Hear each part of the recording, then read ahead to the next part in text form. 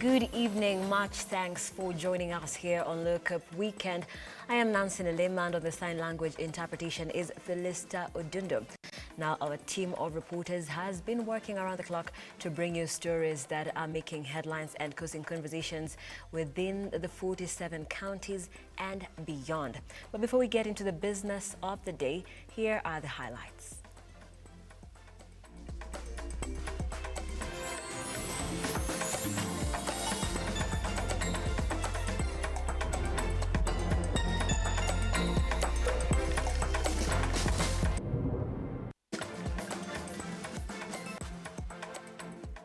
The hashtag is Look Up Weekend right here, and of course this live stream is being broadcasted across all the social media platforms on Facebook, on Twitter and YouTube, where we are at Look Up TV.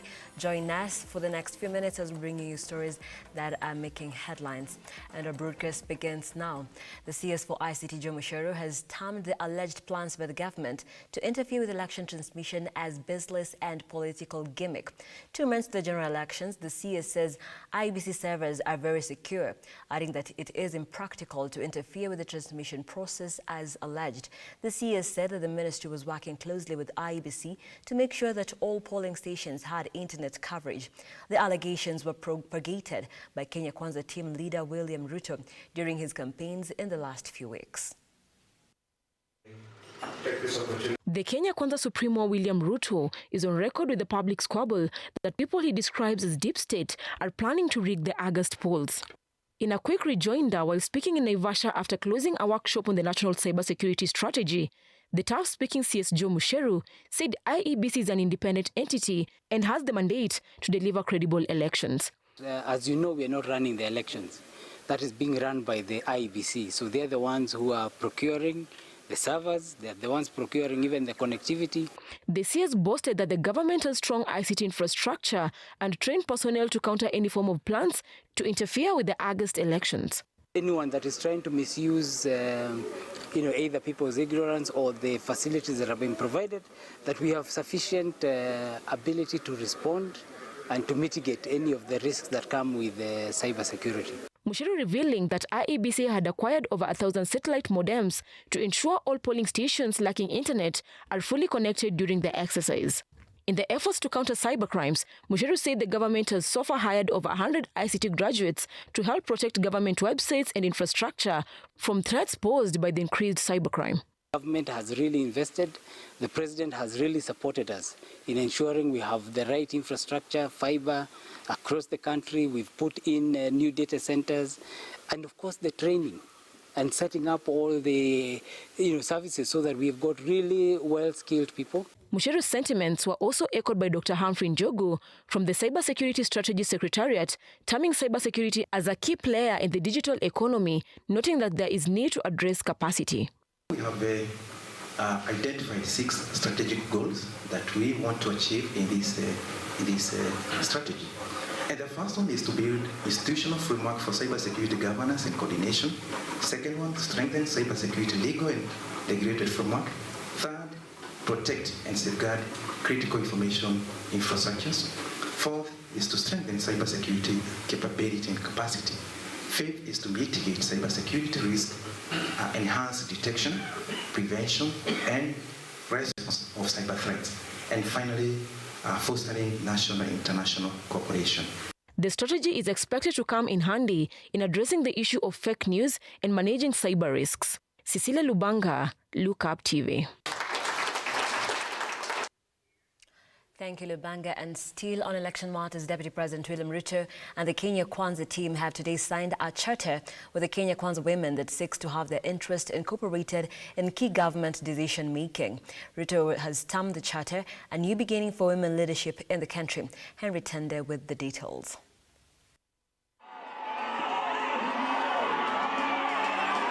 Today marked a special day for women ilk under the Kenya Kwanza Alliance.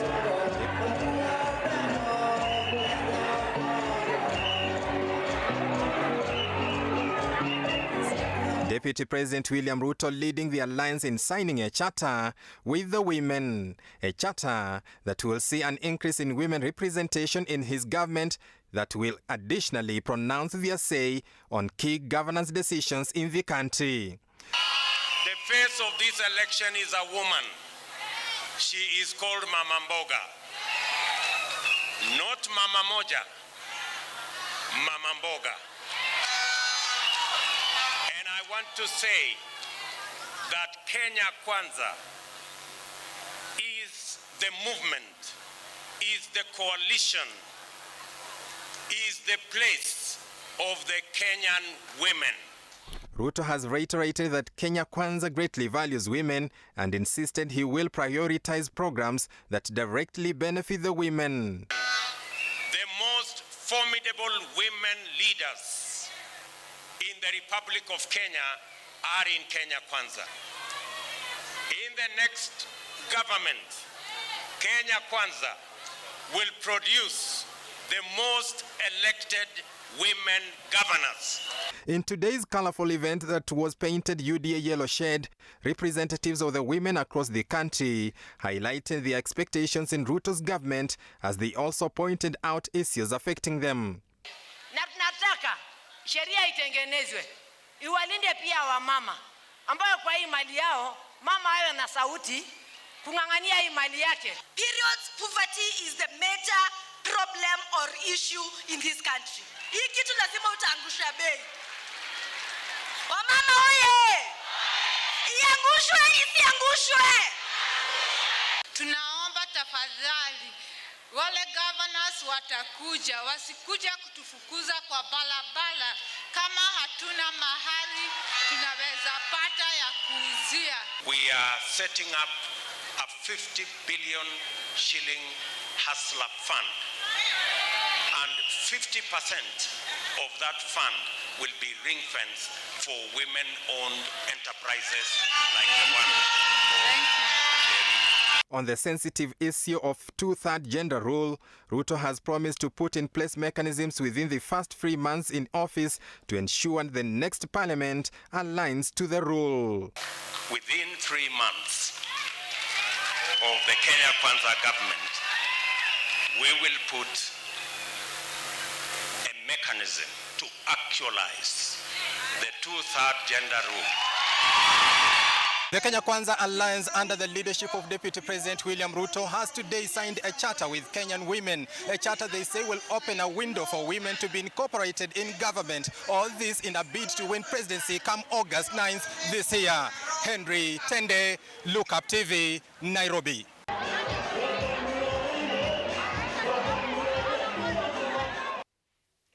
And thank you, Henry Tende, for representing us, despite the Kenya Kwanza team asking for women journalists to cover the event.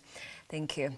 And moving on, Azimio One Kenya presidential running mate Martha Karua today led the party's campaigns in Makueni and Kitui counties.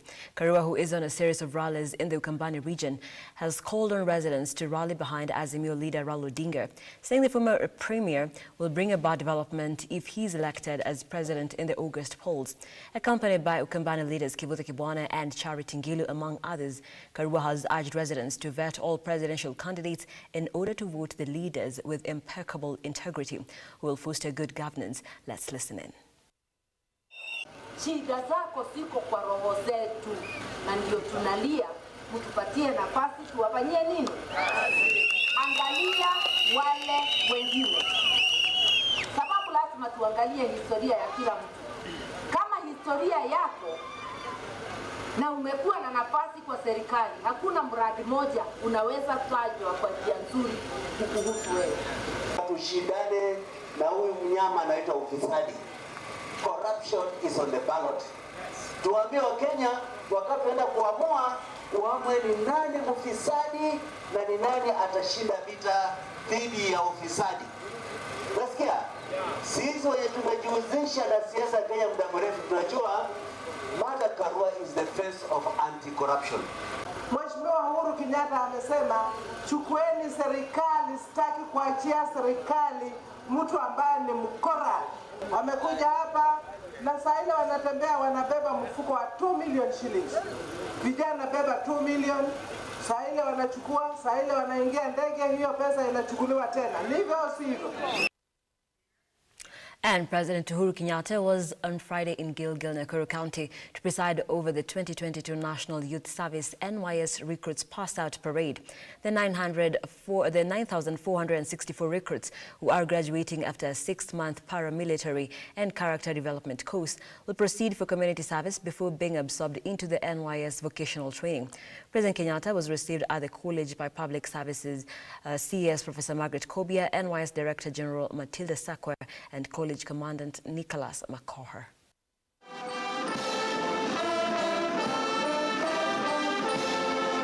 After 6 months of intense training, 9,464 youth have graduated from the National Youth Service. I extend my hearty congratulations to each and every one of you. The event was presided over by His Excellency President Uhuru Kenyatta, who was received by a guard of honor together with the Public Service Cabinet Secretary Professor Margaret Kobia, NYS Director General Matilda Sakwa, and College Commandant Nicholas McCawher. Before delivering his speech, the President inspected the graduates' parade.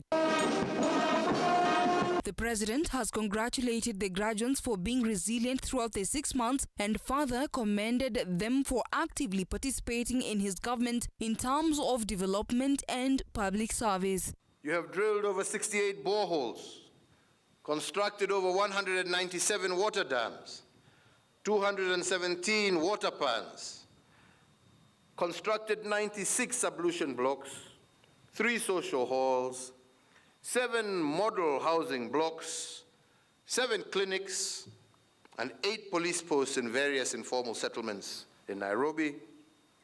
And the service has established 696 youth saving and credit societies from which young people are accessing affordable credit to start micro and small enterprises. Additionally, Uhuru Kenyatta has noted that all the graduates have acquired a set of skills making them employable. So today we urge every employer in Kenya to take note of the comparative advantage and the competitive advantages enjoyed by NYS graduates and to accord them preference in employment. We are very hopeful that as the World Cup is coming, a good number of you hopefully will also be able to get jobs in Qatar during that World Cup period. Na hiyo pia itasaidia. On her side, Professor Margaret Kobia has commended the management of NYS for ensuring that the recruits are equipped with skills to navigate public service in Kenya and internationally.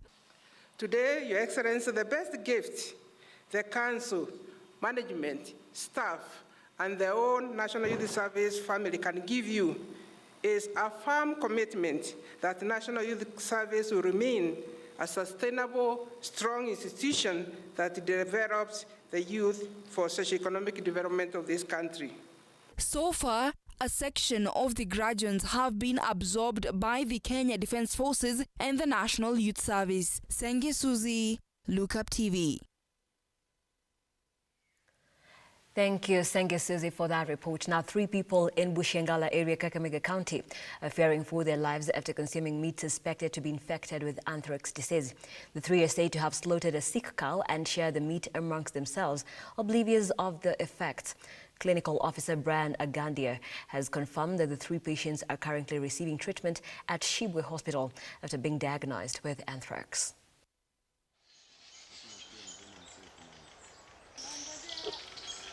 7 days after enjoying roasted meat of a sick cow, Gilbert Makumba and 2 others are paying the price, fighting for their lives in hospital. The 3 are said to have consumed meat from a cow that was infected by anthrax disease. Makumba has noted that they feasted on the meat with their families. Bushangala villagers have been left in shock on how events unfolded, saying the incident was unforeseen and highly regrettable. Mimi nilisikia ndugu yetu amegonjeka na alikuwa kwa mazishi, kwa huyu mama yetu alikuwa ameaga. Vile alikuwa hapo akasema mkono wake umefura kiazi.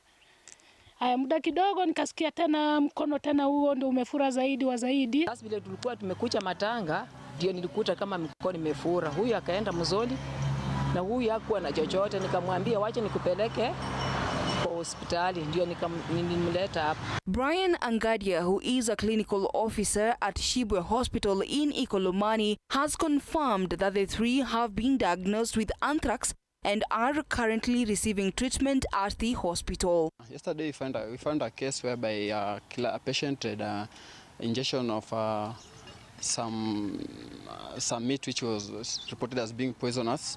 We made a diagnosis of cutaneous anthrax. So for the patient, majorly came with a swollen right arm, which was swollen. For the client, we gave him some IV antibiotics, whereby it was gentamicin injection high dose, and also we gave him levofloxacin tablets, which is supposed to take them for at least 7 days. Currently, the patient has responded well. Senge Suzy, Look Up TV. Thank you, Susie. That story takes us to a very fast break here on Look Up Weekend. But do let us know where you're watching as from using the hashtag Look Up Weekend at Facebook, on Facebook at Look Up TV, on Twitter at Look Up TV, and of course on our YouTube channel where we are at Look Up TV. We have more stories on the other side.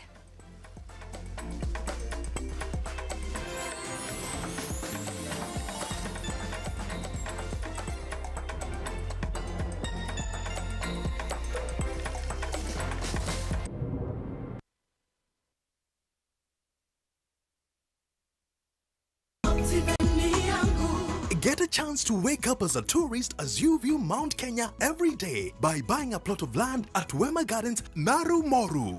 At only 400 meters off tarmac, this is the right place to build your dream home, cottages or holiday homes. You can also buy this property to give to your children as a special inheritance. Water and electricity are in the vicinity, while neighbors are already building their homes. These plots are specially ready for you with title deeds scheduled to be out in 6 months. Buy a 50 by 100 plot of land at Wema Gardens for only 399,000 Kenya shillings. You can also pay for your plot through our friendly 1-year installments plan.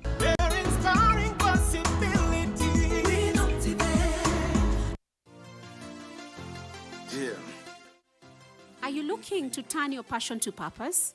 Vera Beauty and Fashion College now brings you online classes at the comfort of your home. We are a TVET-approved institution with over 20 years experience in training competency-based courses in fashion design and creative arts, cosmetology, hairdressing, beauty therapy, interior design in soft furnishings, event decoration and flower arrangement, hospitality and catering, and training of trainers. To enroll, call us today on 0704 577 577 or visit our website at www.verabeautycollege.com.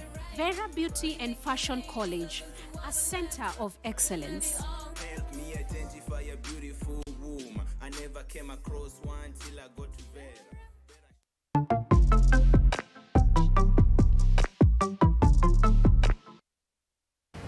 Sinadhani tulimalizana. Nimetumwa hapa na agency. Kufanya? Si job. Mimi thought mambo yangu na wewe shaisha. Ni nini wewe? Muluya, ni unafanya na simu yako nini? Unakuwa na kibelembele sana. Vile tu nilisikia ni Muluya, nilisikia tu damu imechemka. Mbona nisikupanga? Mimi ndio nimekutoelesha hii mradi yote alafu unaniambia siwezi kupanga. Soka hapo nikupange leo na usinisumbue. Toka tuende kwenye tunaenda bwana. Ama haya nyinyi ni wale hapa gwingwi. Mtajua hamjui. Nimekosa mtu ambaye ataponza roho yangu. Kuponza? Yes, mtu ambaye atayeyusha nafsi yangu. Tena kuyeyusha? Ndio. Usafi nayo, rangi nayo. Huyo alinimaliza.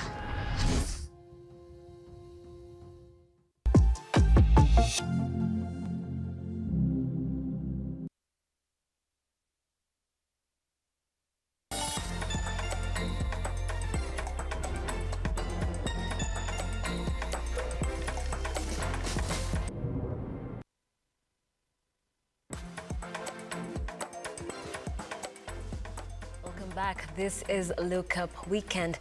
Nancy Nelima here and Felista Adundo on the sign language interpretation. Let's continue informing you. A student from Kamunyolo, Makwini County is yet to join high school due to challenges in raising school fees and facilitation of his secondary school expenses. Caroline Simbua Mwende, who now feels left out, is calling on well wishes to support her so she can realize her dreams. This comes even after the Cabinet Secretary for Education, George McGoher, assured the nation that there would be a 100% transition from primary school to high school. Shalin Mwende with more. Meet Caroline Simbua Mwende, a student who completed her KCPE this year, scoring 311 marks and got called to Ukia Secondary School. Kwa nasomea Chamswede and boarding. Sasa nilifanya mtihani nikapata 311 na nikaitwa Ukia. 1 month after her counterparts joined high school, Caroline is yet to join Form 1 due to school fees challenges, even after Professor George Magoha promised a 100% transition of students from primary school to high school. Nyumbani hakuna fees na ng'ombe za kuuza. Na mpaka wa leo sijawahi pata fees ya kwenda shule. As she goes on with her daily tasks at home, Caroline remains uncertain of her future, keeping hope alive that her dreams still have a chance to be realized. Caroline is now calling on good Samaritans to come to her aid as her burning desire to be a teacher in future is slowly fading away. Nilikuwa naomba Mwenyezi Mungu niende shule. Shalin Mwende, Look Up TV.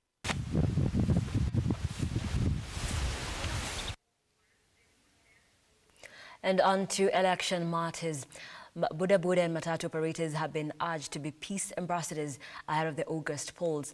In a peace training event organized by USAID through NCCK, KCCB and SUPKEM, the transport operators have been called upon to reject the call by politicians to spread violence during the campaign season.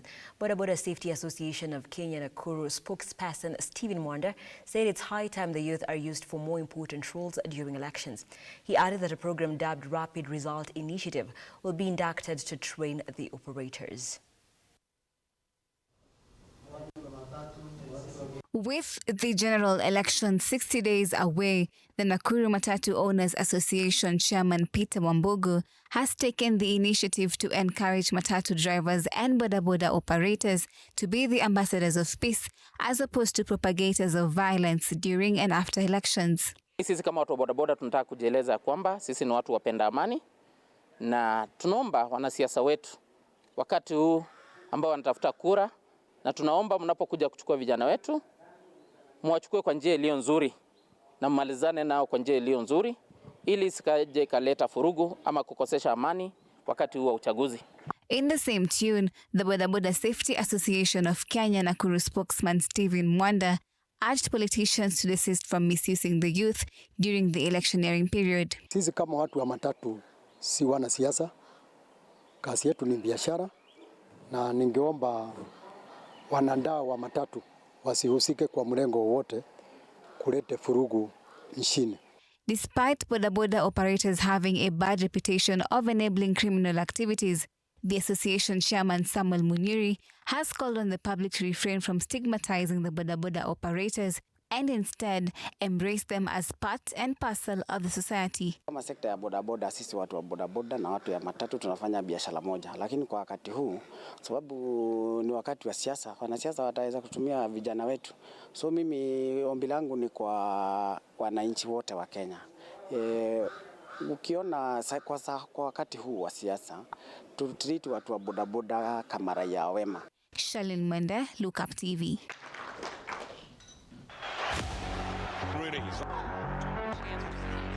Fights through the streets of Central Park in New York.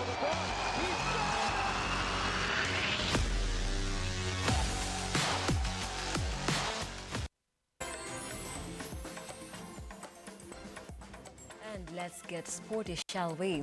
We begin on a rather sad note. A 20-year-old student from the American University of Cairo participating in the finals of the All-African University Games died after experiencing an asthma attack.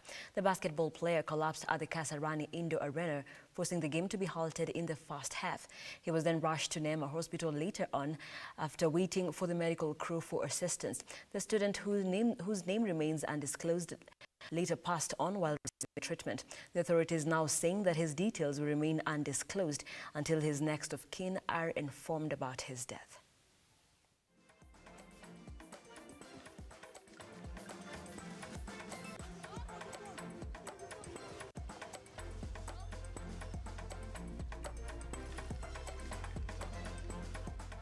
And moving on, host team for all the All-African University Games, Kenyatta University students were in an elated mood on Friday after securing their first win by beating Makerere University of Business Studies 2-1 in the just concluded All-African University Games that took place on Friday afternoon.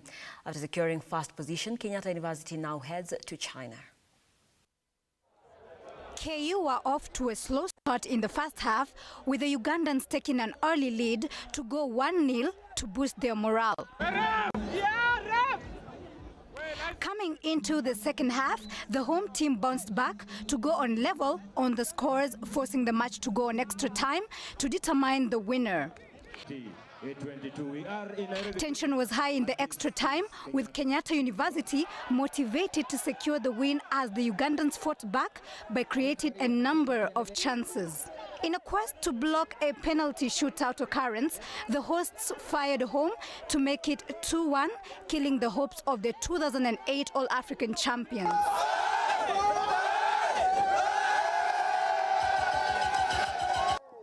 Going to the top is so easy, but maintaining the top is never easy. These guys have been the champions. They have been the champions of East Africa. We are trying to catch up with them, and now we are on top of them. That is the beauty.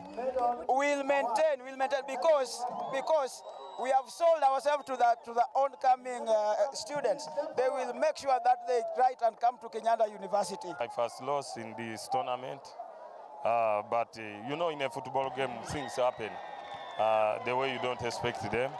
I think we lost the track when we conceded the first goal. My players failed to control themselves. But I think I still insist this is the best team. My team is the best team, and this will be when we go to China for World Games. Kenyatta University students are in a celebratory mood after beating Makerere University of Business Studies 2-1 in the just concluded All-Africa University Games. Now, the win is crucial because it means that they have booked a slot in China where they will be participating in the World Championships.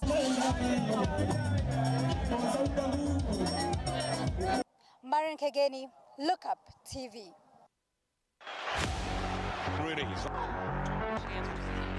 Flying through the streets of Central Park in New York.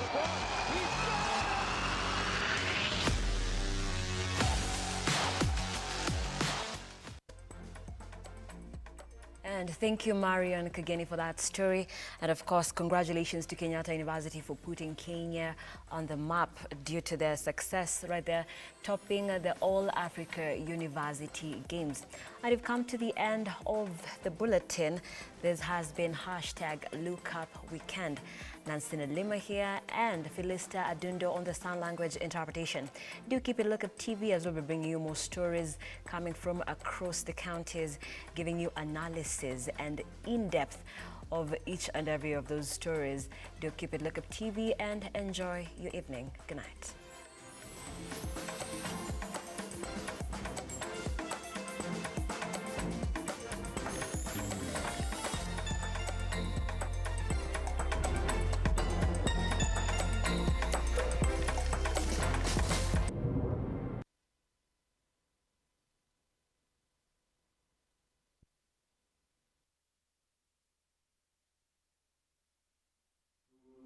Welcome to Look Up Guest House, Retreat and Prayer Center. When you first come in, we will be happy to receive you at our reception, then proceed to our cozy and well-equipped accommodation facilities.